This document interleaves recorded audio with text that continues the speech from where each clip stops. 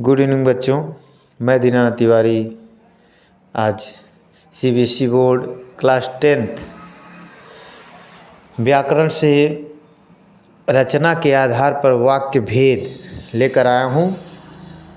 तो देर न करते हुए चलिए शुरू किया जाए। कल आप लोग व्याकरण पढ़े थे, व्याकरण में अलंकार पढ़े थे। आज हम लोग रचना के आधार पर वाक्य भेद पढ़ेंगे, ठीक है ना। चलिए शुरू करते हैं। देखिए, रचना के आधार पर वाक्य के 3 भेद होते हैं। पहला साधारण या सरल वाक्य, दूसरा संयुक्त वाक्य, तीसरा मिश्र या मिश्रित वाक्य, ठीक है ना। अब पहला देखेंगे साधारण या सरल वाक्य। देखिए, सरल वाक्य में एक उद्देश्य और एक विधेय होता है। उद्देश्य और विधेय आप लोग पढ़े होंगे कि जो कर्ता होता है वह उद्देश्य होता है, बाकी जो बचते हैं वह क्या होते हैं, विधेय होते हैं। जैसे राम किताब पढ़ता है तो राम उद्देश्य होगा, बाकी किताब पढ़ता है सब क्या होगा, विधेय। सब्जेक्ट और प्रेडिकेट पढ़े होंगे जैसे इंग्लिश में, वैसे होता है, ठीक है। अब देखिए, तो एक उद्देश्य होता है और एक ही विधेय होता है सरल वाक्य में, ठीक है ना। इसमें एक ही क्रिया होती है जो मुख्य क्रिया होती है, क्रिया भी एक होती है। इसमें उपवाक्य नहीं होते, ठीक है ना। जैसे राम गेंद से खेलता है, रावण तीनों लोगों का स्वामी बनना चाहता था, वह प्रतिदिन घर का कार्य करने के बाद भी समय पर कार्यालय पहुंचती है। 2 लाइन का है, लेकिन इसमें कर्ता कर्म क्रिया सब एक ही है, ठीक है ना। इसीलिए यह सरल वाक्य।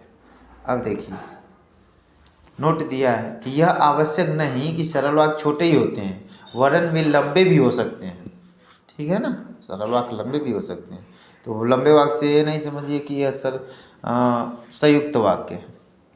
दूसरा संयुक्त वाक्य। संयुक्त का मतलब ही होता है जो आपस में जुड़ा हुआ हो, ठीक है ना। इंग्लिश में आप लोग कंजक्शन पढ़े होंगे, ठीक है ना। तो वही होता है संयुक्त वाक्य, इसमें जुड़े होते हैं।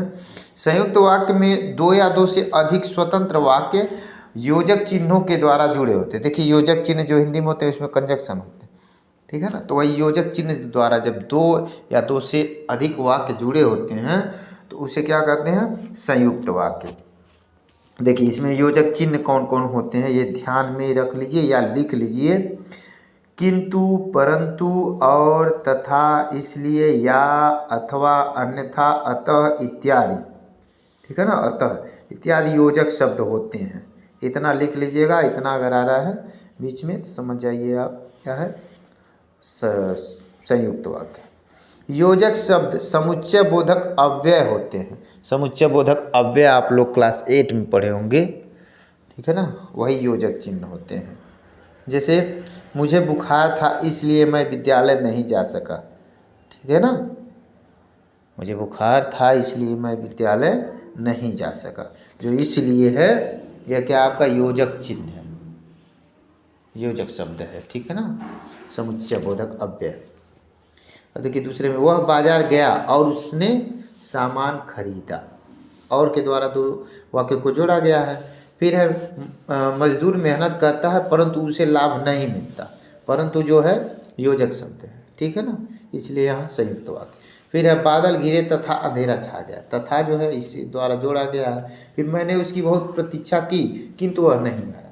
किंतु जो है योजक शब्द है, ठीक है ना। देखिए नोट, संयुक्त वाक्य में कभी कभी अव्यय शब्दों का लोप भी किया जाता है, क्योंकि ऐसा होता है अव्यय नहीं होता है जो जोड़ने वाला, ठीक है ना, फिर भी संयुक्त होता है। जैसे क्या सोचा था क्या हो गया, और का लोप है, ठीक है ना। क्या सोचा था और क्या हो गया, लेकिन और नहीं है, फिर भी यह संयुक्त वाक्य। अब देखिए मिश्र, इसको मिश्रित वाक्य भी कहते हैं। मिश्र वाक्य में 1 से अधिक उपवाक्य होते हैं। उपवाक्य 1 से अधिक, एक मुख्य वाक्य एक उपवाक्य, ठीक है ना। उपवाक्य जो होते हैं वह मुख्य वाक्य पे आश्रित होते हैं, डिपेंड होते हैं, ठीक है ना। देखिए, जैसे इस प्रकार के वाक्य में एक प्रधान उपवाक्य जिसको मुख्य भी कहते हैं तथा शेष अन्य उपवाक्य उस पर आश्रित होते हैं, ठीक है ना, उस पर डिपेंड होते हैं। जो उपवाक्य आश्रित होते हैं उन्हें आश्रित उपवाक्य कहते हैं। ठीक है ना। ये उपवाक्य आपस में व्याधिकरण योजकों से जुड़े होते हैं। व्याधिकरण योजक जैसे ये योजक हैं जब, तब, जहाँ, वहाँ, की, क्योंकि, अगर इत्यादि, यदि इत्यादि होते हैं। ठीक है ना। जैसे जब गीता ने मेहनत की तब वह प्रथम आई। और देखिए एक आश्रित उपवाक्य एक मुख्य है। ठीक है ना। अब देखिए जो छात्र परिश्रम करते हैं वे ही सफल होते हैं। ठीक है ना। फिर देखिए जैसे ही सूर्यास्त हुआ चारों तरफ अंधेरा छा गया। ठीक है। ये सब मिस्र के उदाहरण है। यद्यपि वह दुबला पतला तथापि वह ताकतवर है। तथा मतलब फिर भी वह विद्यालय नहीं आए क्योंकि वह बीमार है। ठीक है ना।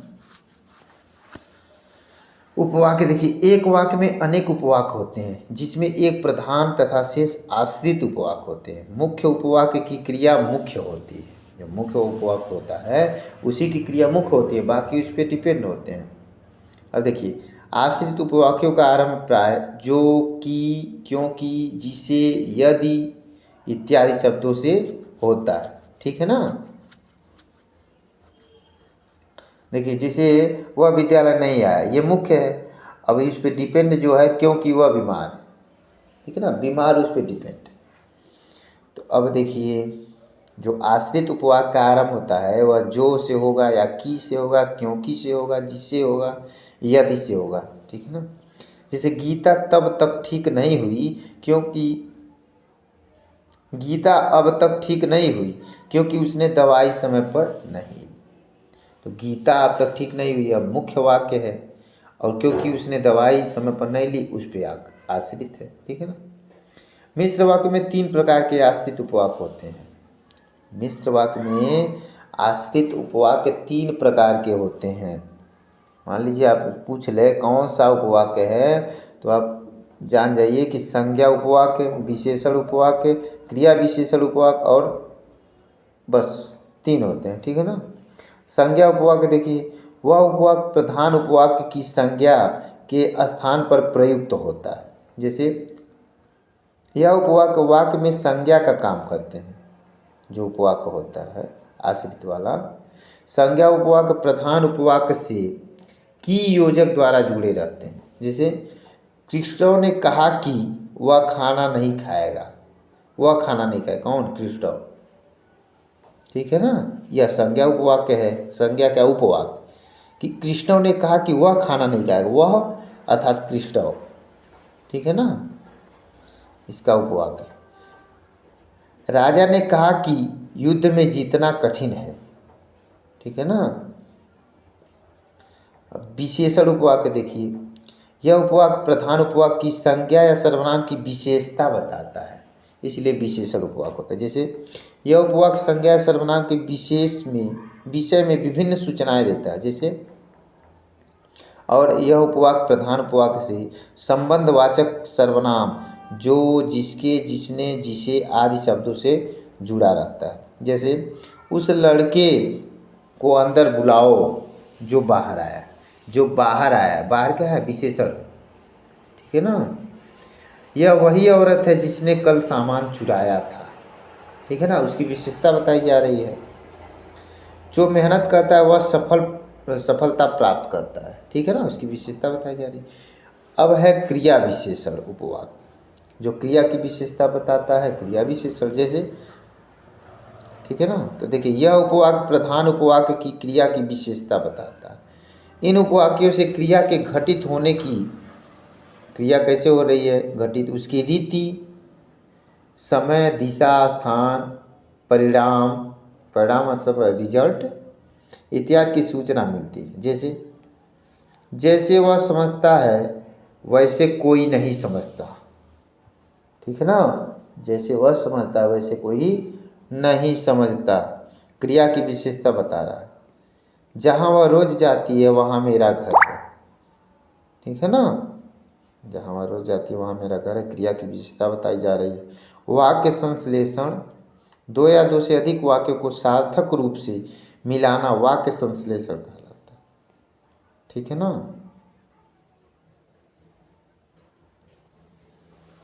योजकों की सहायता से संयुक्त और मिश्रित वाक्य बनाए जाते हैं। जैसे सीता ने मेहनत की, सीता सफल हो गई। अब दोनों को अगर जोड़ा जाए तो कैसे जोड़ेंगे? सीता ने मेहनत की और सफल हो गई, संयुक्त वाक्य बन गया। जब सीता ने मेहनत की तब वह सफल हुई, मिश्रित वाक्य बनाना है।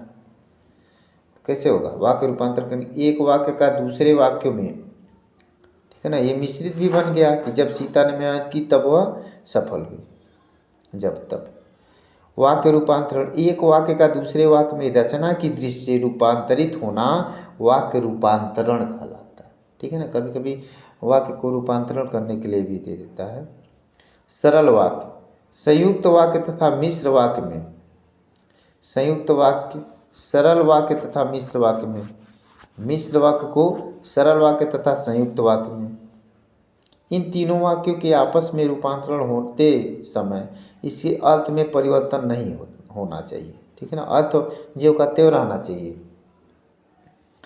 देखिए, जैसे प्रातःकाल पक्षी चहचहाते हैं, कौन सा है? सरल वाक्य है। अगर इसको संयुक्त में बदलना हो तो कैसे बदलेंगे? प्रातःकाल हुआ और पक्षी चहचहाने लगे। इसी को मिश्र में बदलना हो तो जब प्रातःकाल हुआ तब पक्षी चहचहाने लगे। ठीक है ना। आशा है आप लोग तीनों समझ गए होंगे। प्लीज़ चैनल को सब्सक्राइब कीजिए, अपने दोस्तों के पास भी भेजिए जो आपके दोस्त दूसरे स्कूलों में पढ़ते हों, और लाइक शेयर कमेंट कीजिए। जो भी पूछना हो कमेंट बॉक्स में कमेंट करके पूछ सकते हैं। फिर कल मिलेंगे वॉच को लेकर। तब तक के लिए नमस्कार, धन्यवाद।